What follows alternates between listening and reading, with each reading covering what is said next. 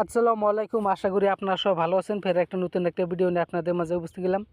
আজকাল প্রায় 90% মানুষই আমরা ফেসবুকে কাজ করি। ফেসবুকে কিন্তু খুব মেহনত করতেছি, আমরা ফটো ভিডিও সবসময় আপলোড করে গেতেছি, কিন্তু এত কষ্ট করতেছি না। আপনার ফেসবুকটা আপনি কখনো যাচাই করে দেখছেন আপনার ফেসবুকটা মনিটাইজ হবো না হবো না?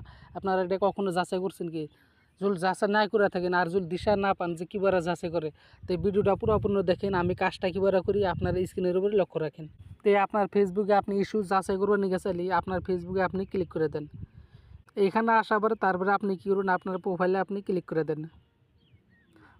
এইখানে আসার পরে আপনার প্রফেশনাল যে ড্যাশবোর্ড আছে আপনি এখানে ক্লিক করে দিবেন।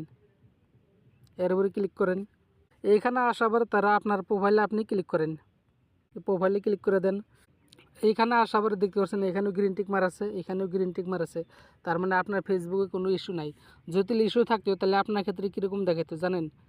যদি ইস্যু থাকতো তাহলে এই যে এটা যে এরকম গ্রিন টিক মার আছে, এটা গ্রিন টিক মার না হয়ে হেরে আপনার ক্ষেত্রে দেখাইতো হলুদ হলুদ হয়ে গেত গা, কিংবা রেড হয়ে গেত গা।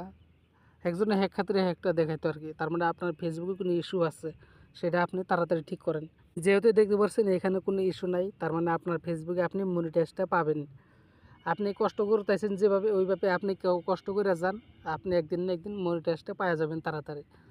ধরেন আপনি যদি মনিটাইজ তাড়াতাড়ি পাওয়ার চান তাহলে আপনার আরও মেহনত করা লাগবে। দিনে ধরেন 3টা 4টে করে আপনার ফটো পোস্ট করা লাগবে, আপনার ভিডিও 2টা করে আপলোড করা লাগবে একদিনে। তাহলে আপনি 1 মাস যাবেন না, 1 মাসের ভিতরে আপনি মনিটাইজটা পাওয়া যাবেন। যদি এই ভিডিওটা দেখার পরে যদি আপনার উপকার হয়ে থাকে তো ভিডিওটা শেয়ার করে আপনার প্রোফাইলে রেখে দেবেন, যাতে ভিডিওটা আউট করা লাগে না। তো ভিডিওটা আপনিও দেখেন আর অন্যজনকে দেখার সুযোগ করে দেবেন, যাতে তারও উপকার হলো আপনারও উপকার হলো। তো দেখাও পরবর্তী নতুন একটা ভিডিও নেই। এরকম ভিডিও যদি পাওয়ার চান চ্যানেলটা সাবস্ক্রাইব করে রাখবেন। যদি ইউটিউবে থেকে দেখে থাকেন ইউটিউব চ্যানেলটা সাবস্ক্রাইব করে রাখবেন, আর যদি ফেসবুকে থেকে দেখেন ফেসবুকটা ফলো করে রাখবেন।